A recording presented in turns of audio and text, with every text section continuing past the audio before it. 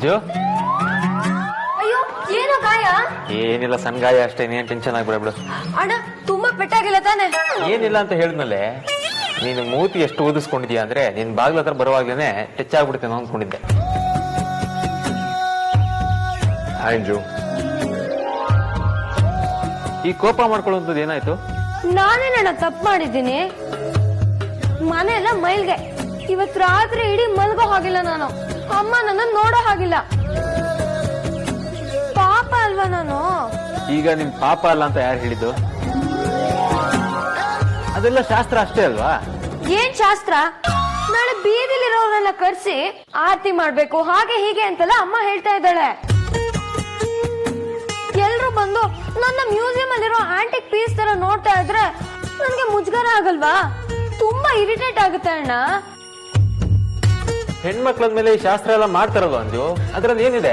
ಅಲ್ಲ, ಬರೋರೆಲ್ರಿಗೂ ಶಾಸ್ತ್ರ ಬಗ್ಗೆ ಗೊತ್ತೇ ಇರುತ್ತೆ. ಏನೆಲ್ಲ ಹೆಣ್ಮಕ್ಳಿಗೂ ಅಣ್ಣ? ನಮ್ಮ ಮನೇಲಿ ನನ್ ಮೇಲೆ 3 ಜನ ಹೆಣ್ಮಕ್ಳಿದ್ದಾರೆ. ಆದ್ರೆ ಅವ್ರು ಯಾರಿಗೂ ಈ ಶಾಸ್ತ್ರ ಮಾಡಿಲ್ಲ. ನನ್ಗೊಬ್ಳಿಗೆ ಯಾಕೆ ಮಾಡ್ಬೇಕು? ನಾನ್ ಒಬ್ಬಂಟಿ ಆಗ್ಬಿಟ್ಟಿದೀನಿ. ಯಾಕೆ ಹಾಗನ್ಕೋತೀಯ? ನಾವೆಲ್ಲ ಇದೀವಲ್ವಾ, ನೀನ್ ಹೇಗ್ ಒಂಟಿ ಆಗ್ತೀಯ? ನೀವೆಲ್ಲ ಈಗ ಬಂದಿದ್ದೀರಾ. ಅಕ್ಕಂದ್ರು ಅಪ್ಪ ಅಮ್ಮನ್ ಬಾಯಿಗೆ ಹೆದ್ರಿ ನನ್ನ ಸಪೋರ್ಟ್ ಮಾಡೋ ಬದ್ಲು ನನ್ಗೆ ಕನ್ವಿನ್ಸ್ ಮಾಡಕ್ ಬರ್ತಾರೆ. ನನ್ಗಿದೆಲ್ಲ ಸ್ವಲ್ಪನೂ ಇಷ್ಟ ಇಲ್ಲ. ಅಟ್ಲೀಸ್ಟ್ ನೀವಿಬ್ರಾದ್ರೂ ನನ್ ಪರವಾಗಿ ಮಾತಾಡಿ ಇದನ್ನೆಲ್ಲ ನಿಲ್ಸ್ತೀರಾ ಪ್ಲೀಸ್? ಸಾರ್ಥಕ್, ಸ್ಲಿಪ್ ಕೊಡಿ. ಏನದು? ನೀನೇ ಓಪನ್ ಮಾಡಿ ನೋಡು.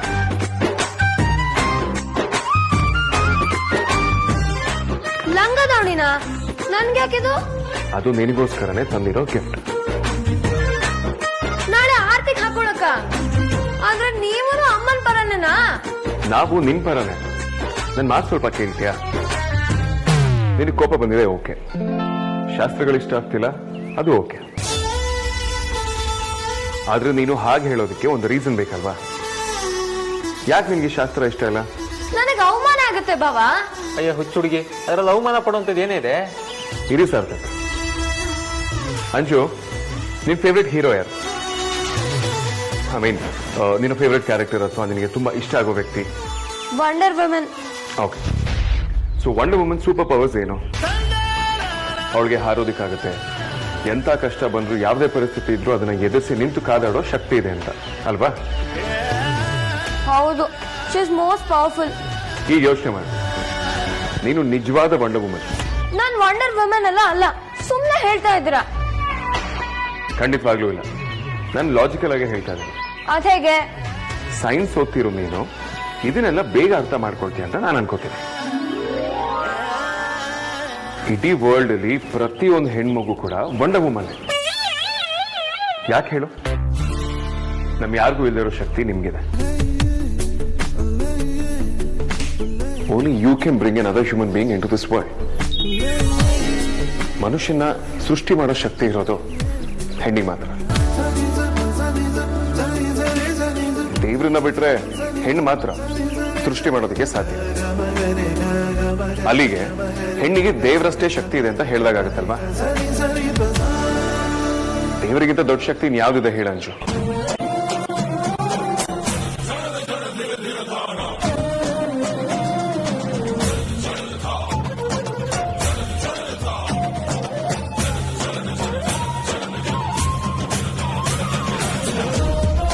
ದೇವರು ಯಾಕೆ ಇಷ್ಟೆಲ್ಲ ಶಕ್ತಿನ ಹೆಣ್ಣು ಕೊಟ್ಟಿದ್ದಾನೆ ಹೇಳು? 3-4 ಜವಾಬ್ದಾರಿನ ಒಟ್ಟಿಗೆ ಹೆಣ್ಣು ಕೈಯಲ್ಲಿ ಮಾತ್ರ ನಿಭಾಯಿಸೋದಕ್ಕೆ ಸಾಧ್ಯ ಅಂತ. ಗಂಡಿಗೆ ಆ ಶಕ್ತಿ ಇಲ್ಲ. ದೇವ್ರು ಕೂಡ ನಿಮ್ಮನ್ನೇ ಆಯ್ಕೆ ಮಾಡ್ಕೊಂಡಿದ್ದಾನೆ ಅಂದ್ಮೇಲೆ ಅದು ಅವಮಾನ ಪಡೋ ವಿಷಯ ಅಲ್ಲ, ಹೆಮ್ಮೆ ಪಡೋ ವಿಷಯ. ಮೊದಲೇ ಹೇಳಿದಾಗೆ ನೀನು ಸೈನ್ಸ್ ಸ್ಟೂಡೆಂಟ್. ಬಾಡಿಲಿ ಏಜಿಗೆ ಸಂಬಂಧಪಟ್ಟಿರೋ ಹಾಗೆ ಚೇಂಜಸ್ಗಳು ಆಗೇ ಆಗುತ್ತೆ ಅಂತ ನೀನು ಅಫ್ಕೋರ್ಸ್ ಓದಿರ್ತೀಯ.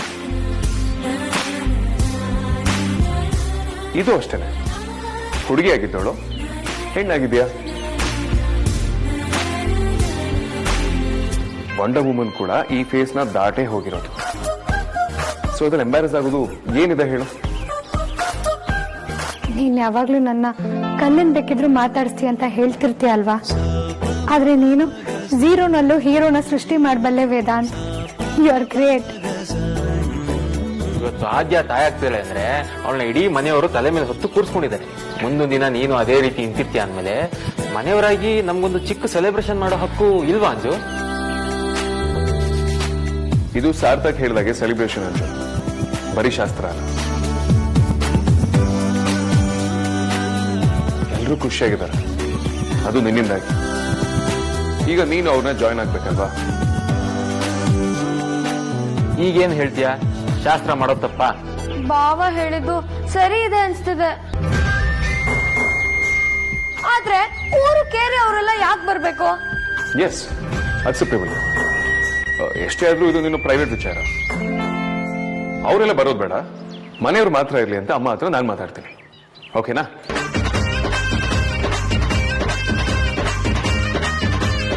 ನೀವು ಮಾತ್ರ ನನ್ನ ಅರ್ಥ ಮಾಡ್ಕೊಂಡಿರೋದು. ನೀವು ಬೆಸ್ಟ್ ಬಾವ. ಇದನ್ನ ವಿಕ್ಕಿ ಹತ್ರ ಹೇಳ್ಬೇಡ ಅಂಜು, ನನಗೆ ಉರ್ಕೊಂಡ್ಬಿಡ್ತಾನೆ. ಏನಂದೆ ಅಣ್ಣ? ಕೇಳಿಸಿಲ್ಲ. ಏನೂ ಇಲ್ಲ ಅಂಜು, ನೀನ್ ಇನ್ನೊಂದು ಭಾವ ಬಂದಿಲ್ವಲ್ಲ, ಅವನು ನೆನ್ಸ್ಕೋತಿದೀವಿ ಅಷ್ಟೇ.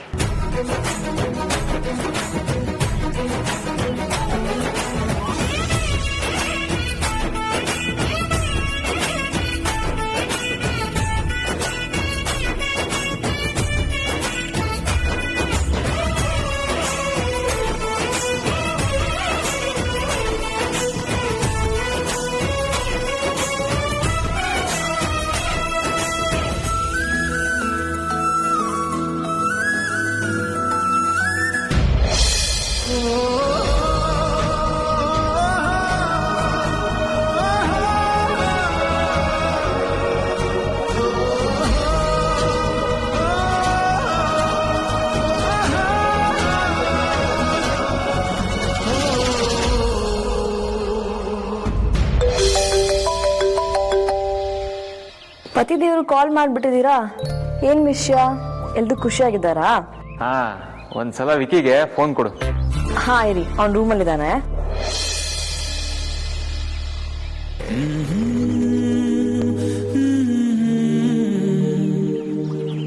ತಗೋ, ಬಾಬಾ ಕಾಲ್ ಮಾಡಿದ್ದಾರೆ.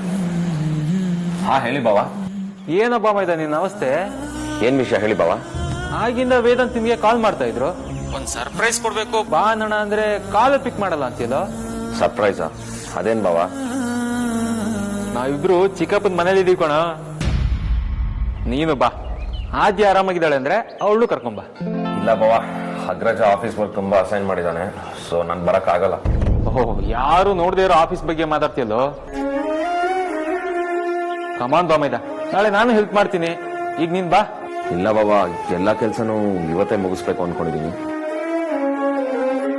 ನಾನಿಲ್ಲ ಅಂದ್ರೆ ಏನಂತೆ, ಅಲ್ಲಿ ದೊಡ್ಡ ಗ್ಯಾಂಗ್ ಇದೆಯಲ್ಲ, ನೀವು ಮಜಾ ಮಾಡಿ.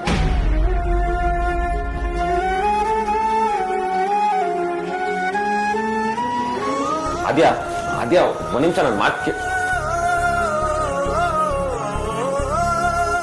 ಮಾವನ್ ಮನೆಗೆ ಹೆಂಡತಿ ನೋಡಕ್ ಬರೋ ಎಲ್ರು ನಾವ್ ಇಲ್ಲೇ ಇದೀವಿ ಅಂತ ಹೇಳಿದ್ರು ಬೇಜಾನ್ ನಕ್ರ ಮಾಡ್ತೀಯನ್ನಲ್ಲ. ಯಾವಾಗಿಂದ ಇವನು ಹೀಗಾದ? ಕ್ಲಾಸ್ ತಗೊಳ್ಬೇಕು, ಆಗ ಸರಿ ಹೋಗ್ತಾನೆ.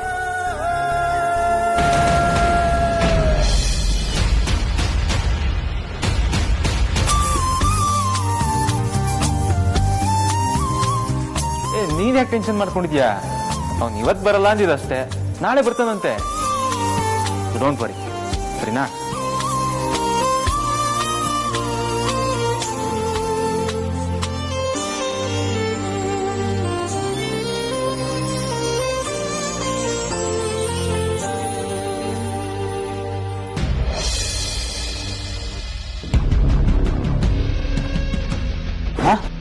ನೀನ್ ಯಾವಾಗ ಬಂದೆ?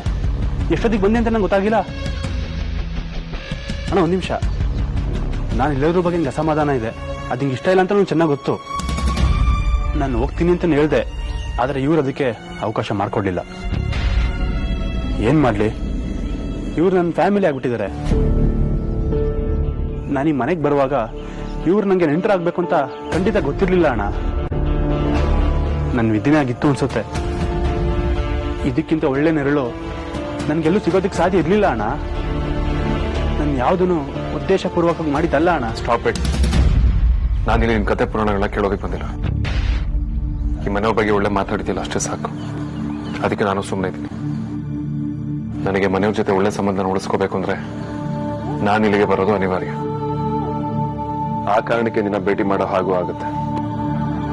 ಅದೊಂದೇ ಕಾರಣಕ್ಕೆ ಇದನ್ನೆಲ್ಲ ಸಹಿಸ್ಕೊಂಡಿದ್ದೀನಿ ಹೊರತು ನೀನೇನೋ ದೊಡ್ಡ ಸಾಧನೆ ಮಾಡಿದ್ಯಾ ಅಂತ ಆಗ್ಲಿ ಅಥವಾ ನಿನ್ನ ಮೇಲೆ ಕೋಪ ಕಡಿಮೆ ಆಗಿದೆ ಅಂತ ಆಗ್ಲಿ ಅಲ್ಲ. We are still the same. ನೀನು ಎದುರಿಗೂ ಬರ್ಬೋದು, ಬದುಕಿಗೂ ಬರ್ಬೋದು, ಆದ್ರೆ ಜೀವನಕ್ಕಲ್ಲ. ವ್ಯತ್ಯಾಸ ಅರ್ಥ ಮಾಡ್ಕೊ. ಅಣ್ಣ ಇನ್ನೊಂದು ಆಂಗಲ್ ನೀನು ಇನ್ನೊಂದು ಆಂಗಲ್ ನನಗೆ ಬೇಡ. ನಿನ್ನ ವರ್ಸ್ಟ್ ನಾನು ಆಲ್ರೆಡಿ ನೋಡ್ಬಿಟ್ಟಿದ್ದೀನಿ. ಸೊ ನೀನು ಆಂಗಲ್ ಬಗ್ಗೆ ಮಾತಾಡ್ಬೇಡ. ಸರಿ, ಆದ್ರೆ ಒಂದ್ ಮಾತು. ಅಚಾನಕ್ಕಾಗಿ ನೀನೇ ಬಂದಿದ್ರಿಂದ ಇಷ್ಟು ಮಾತಾಯ್ತು. ಮತ್ತೆ ಮಾತುಕತೆ ಅನ್ನೋ ಕನ್ಸೆಲ್ಲ ಕಾಣೋದಕ್ಕೆ ಹೋಗ್ಬೇಡ. ಎದುರಿಗೆ ಬಂದೆ ಸುಮ್ಮನೆ ಇರಬೇಕು ಅನ್ನೋ ಅನಿವಾರ್ಯಕ್ಕೆ ಸಿಕ್ಕಾಕೊಂಡಿದ್ದೀನಿ ಅಂತ ಸಲಿಗೆ ಬೆಳೆಸೋದಕ್ಕೆ ಬಂದ್ರೆ ಅದಕ್ಕಿಂತ ದೊಡ್ಡ ಎಡವಟ್ಟು ಇನ್ನೊಂದಿಲ್ಲ ಅಂತ ಮತ್ತೆ ಹೇಳೋದಿಲ್ಲ. ಎದುರು ಬದ್ರು ಬಂದ್ರು ನೀನಾಯ್ತು, ನಿನ್ನ ಕೆಲಸ ಆಯ್ತು ಅಂತ ಆದಷ್ಟು ದೂರದಲ್ಲಿದ್ರೆ ನನಗೆ ನಿನಗೆ ನೋ ನಿನಗೆ ತುಂಬಾ ಒಳ್ಳೇದು. ಅದನ್ನ ಅರ್ಥ ಮಾಡ್ಕೊ.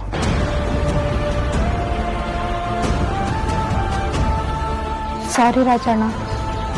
ಖುಷಿ ಪಡೋ ವಿಷಯಕ್ಕೆ ಸಾರಿ ಕೇಳ್ತಿದ್ದೀರಾ?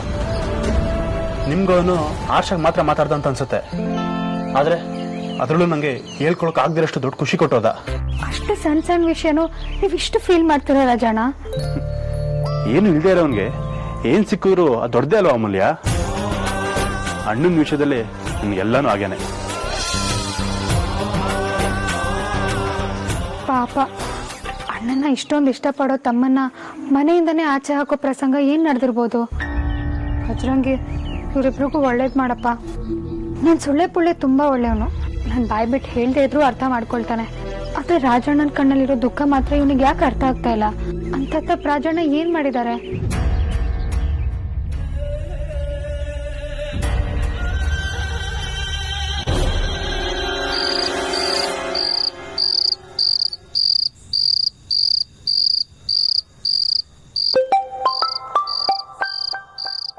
ವಿಕ್ಕಿ ಅವರೇ ಕಾಲ್ ಮಾಡಿರ್ಬೇಕು.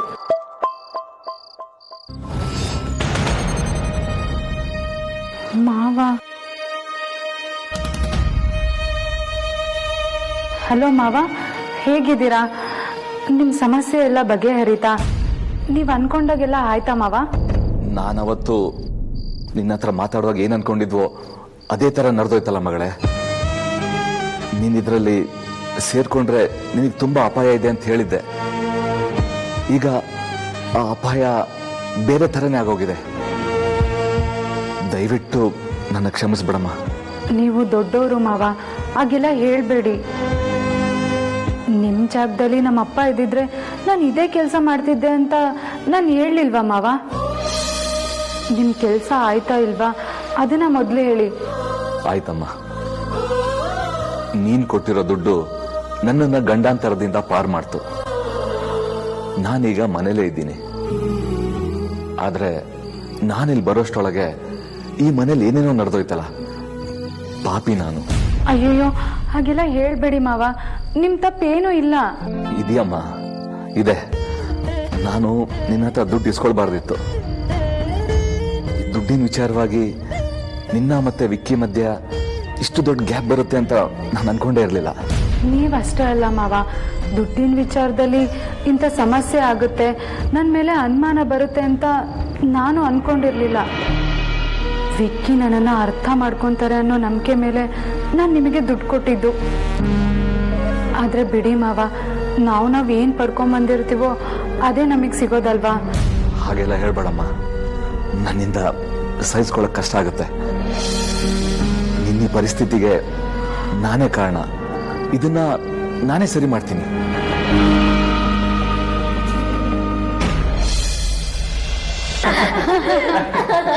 ಓ, ಎಲ್ಲರೂ ಇಲ್ಲೇ ಇದ್ದೀರಾ? ಒಳ್ಳೇದೇ ಆಯ್ತು. ಪರಿ ಹತ್ರ ನಾನು ಮಾತಾಡ್ತೀನಿ, ನೀವೆಲ್ಲ ಮಲ್ಕೊಳ್ಳಿ, ಸುಮ್ಮನೆ ನಿದ್ದೆಗಡಬೇಡಿ. ಅಯ್ಯೋ ಅಪ್ಪ, ಶಾಸ್ತ್ರ ಏನಾದ್ರೂ ಮಿಸ್ ಆದ್ರೆ ಬರೀ ಚಂಡಿ ಚಾಮುಂಡಿ ಆಗ್ಬಿಡ್ತಾಳೆ. ಅದಕ್ಕಿಂತ ಇದೇ ವಾಸಿ ಅಲ್ವಪ್ಪ? ಶಾಸ್ತ್ರದ ಪ್ರಕಾರ ಇವತ್ತು ಅಂಜಲಿ ಇಡೀ ರಾತ್ರಿ ಎಚ್ಚರ ಇರಬೇಕು.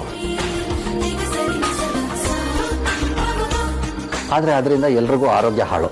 ನಾವು ಅಷ್ಟೊಂದು ಕಟ್ನಿಟ್ ಮಾಡಬೇಕಾಗಿಲ್ಲ.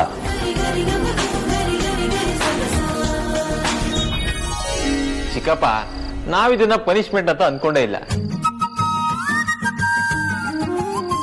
ಪೂರ್ತಿ ಪಟಾಲಂ ಸೇರಿದೆ, ಅಂಜುಗಷ್ಟೇ ಇಲ್ಲ, ನಮ್ಮ ಗಲಾಟೆಗೆ ನಿಮ್ಗೂ ನಿದ್ದೆ ಬರೋದು ಡೌಟು.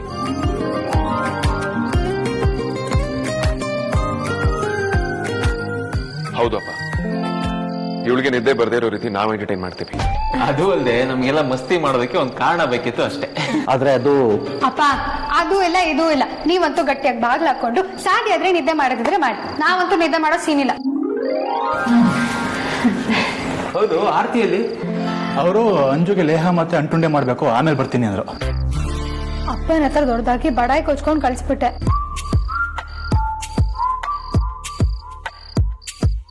ಆದ್ರೆ ಈಗ್ಲೇ ನಿದ್ದೆ ಬರೋ ಹಾಗಾಗ್ತಿದೆ.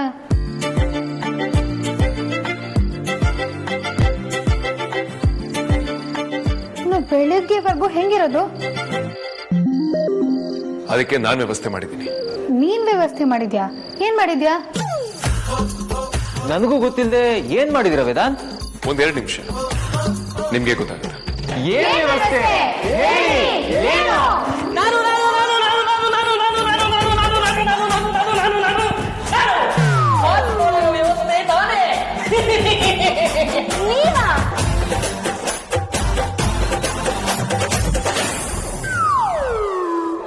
ಸುಹಾಸಿನಿ ಹತ್ರ ಮಾತಾಡಿ ಆ ಹಣ ನಿಂಗೆ ವಾಪಸ್ ಕೊಡ್ತೀನಿ.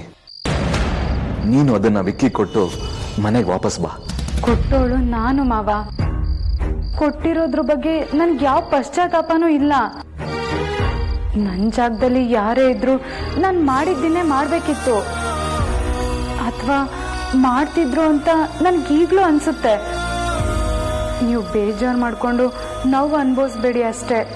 ಇಲ್ಲಮ್ಮ, ನೀನು ದುಡ್ಡನ್ನು ಅವನಿಗೆ ಕೊಟ್ರೆ ಎಲ್ಲ ಸರಿ ಹೋಗುತ್ತೆ. ಆಗ್ಲೇ ನನಗೂ ಸಮಾಧಾನ ಆಗೋದು. ಸಮಸ್ಯೆ ಶುರುವಾಗಿರೋದು ದುಡ್ಡಿಗೋಸ್ಕರನೇ ಇರಬಹುದು ಮಾವ, ಆದ್ರೆ ಮತ್ತೆ ಅದೇ ದುಡ್ಡಿಂದ ಸರಿಯಂತೂ ಆಗಲ್ಲ ಮಾವ. ತಗೊಂಡಷ್ಟು ದುಡ್ಡು ನಾನು ಮತ್ತೆ ವಾಪಸ್ ಕೊಟ್ರು ಅವ್ರ ಪ್ರಶ್ನೆಗಳೇನ್ ಕಡಿಮೆ ಆಗಲ್ಲ ಮಾವ. ಹಾಗಂತ ನೀನ್ ಹೀಗೆ ಹೇಳ್ತೀಯ ಮಗಳೇ? ನಾನು ಇದಕ್ಕೆಲ್ಲ ಅವಕಾಶ ಮಾಡ್ಕೊಡಲ್ಲ. ನೀವಿಬ್ರು ಮೊದ್ಲಿನ ತರನೇ ಆಗ್ಬೇಕು. ಹೀಗೆ ಇರ್ಬೇಕು ಅನ್ನೋದು ನನ್ನ ಆಸೆ ಕೂಡ ಅಲ್ಲ ಮಾವ. ಆದ್ರೆ ವಿಕ್ಕಿ ಅವ್ರಿಗೆ ಸುಳ್ಳು ಹೇಳೋದಕ್ಕೆ ನನ್ಗಾಗಲ್ಲ ಮಾವ. ಇದನ್ನ ಬಿಟ್ಟು ನಮ್ ಸಂಬಂಧನ ಉಳಿಸ್ಕೊಳ್ಳೋದಕ್ಕೆ ಏನ್ ಮಾಡ್ಬೇಕು ನಾನು ಅದನ್ನೆಲ್ಲನೂ ಮಾಡ್ತೀನಿ ಮಾವ. ನಾವೊಬ್ರನ್ನೊಬ್ರು ಈಗ್ಲೂ ತುಂಬಾ ಇಷ್ಟಪಡ್ತೀವಿ. ನಮ್ ಮಧ್ಯೆ ಏನ್ ಅಂತರ ಬಂದಿದ್ಯೋ ಅದ್ ಖಂಡಿತ ಸರಿ ಹೋಗುತ್ತೆ ಮಾವ. ನಿನ್ನ ಮಾತು ಕೇಳಿ ಸ್ವಲ್ಪ ಸಮಾಧಾನ ಆಯ್ತಮ್ಮ. ನಾನು ದೇವರಲ್ಲಿ ಅದೇ ಬೇಡ್ಕೋತೀನಿ. ಆದ್ರೆ ನಿನ್ನ ಹತ್ರ ಹಣ ಯಾಕೆ ಇಸ್ಕೊಂಡೆ ಅಂತ ಅವನಿಗೆ ಹೇಳೋ ಪರಿಸ್ಥಿತಿಯಲ್ಲಿ ನಾನಿಲ್ಲ. ಇವತ್ತು ನನ್ನಷ್ಟು ಅಸಹಾಯಕರು ಯಾರೂ ಇಲ್ಲ. ಸಾಧ್ಯ ಆದ್ರೆ ನನ್ನನ್ನು ಕ್ಷಮಿಸಮ್ಮ.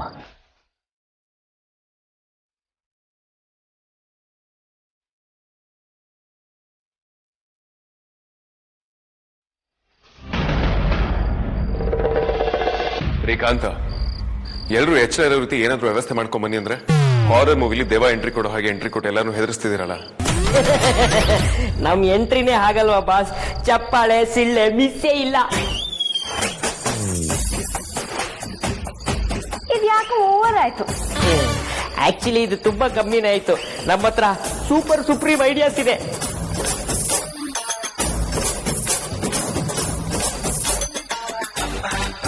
When Kantha here no fear. ರೀ ಬಿಲ್ಡಪ್ ಸಾಕು, ಐಡಿಯಾ ಏನು ಅಂತ ಹೇಳಿ. Simple but best idea.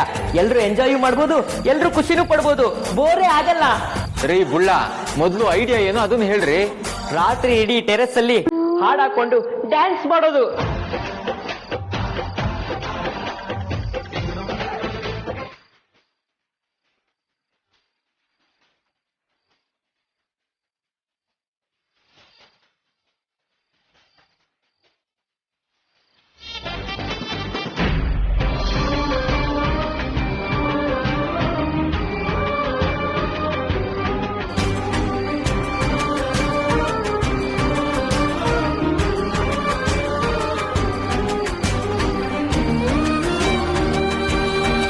ಆರ್ತಿ, ಅಮ್ಮ ನೀನ್ ಯಾವಾಗ ಬಂದೆ?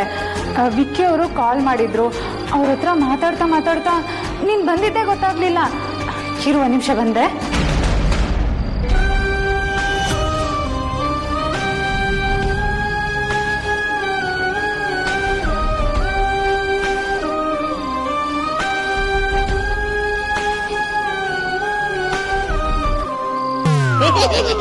ಡೋಂಟ್ ವರಿ ನನ್ನ ಹತ್ರ ಇನ್ನೊಂದು ಐಡಿಯಾ ಇದೆ, ಅದು ಇನ್ನೂ ಮಜವಾಗಿರುತ್ತೆ.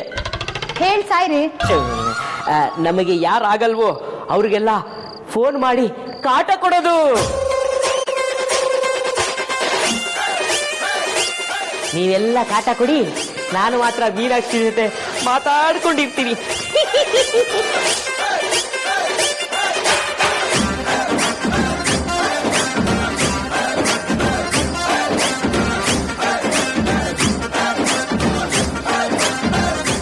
ಶ್ರೀಕಾಂತ ಅಪರೂಪಕ್ಕಾದ್ರೂ ಉಪಯೋಗ ಬಂದ್ರೆ ಐಡಿಯಾ ತಗೊಂಡ್ ಬನ್ನಿ ಅನ್ನೇ ಹೊರತು ತಲೆಹಟೆ ತಗೊಂಡ್ ಬನ್ನಿ ಅಂತಲ್ಲ. ಯಾವ್ದಾದ್ರು ನಾರ್ಮಲ್ ಆಗಿರೋ ಐಡಿಯಾ ಹೇಳ್ರಿ. ಅದು ಇದೆ ಬಾಸ್, ಪಕ್ಕದ ಮನೆ ನಾಯಿನ ಒಬ್ರಾದ್ಮೇಲೆ ಒಬ್ರು ವಾಕಿಂಗ್ ಕರ್ಕೊಂಡು ಹೋಗೋದು. ಕಾಂತ, ಸಾರಿ ಬಾಸ್, ಇದೇ ಲಾಸ್ಟ್ ಐಡಿಯಾ. ಇನ್ ಯಾವತ್ತೂ ಐಡಿಯಾ ಕೊಡಲ್ಲ, ಕಿಮಕ್ ಅನ್ನಲ್ಲ. ವೇದಾಂತ್, ಇವ್ರನ್ನ ಯಾಕೆ ಕರ್ಸಕ್ ಹೋದ್ರಿ ನೀವು? ನನಗೂ ಈಗ ಹಾಗೆ ಅನಿಸ್ತಿದೆ. ಹೋಗ್ಲಿ ಬಿಡಿ, ನಾನು ಒಂದು ಐಡಿಯಾ ಕೊಡ್ತೀನಿ. ಸರಿ ಹೇಳು. ಕಣ್ಣ ಮುಚ್ಚಾರಲ್ವಾ?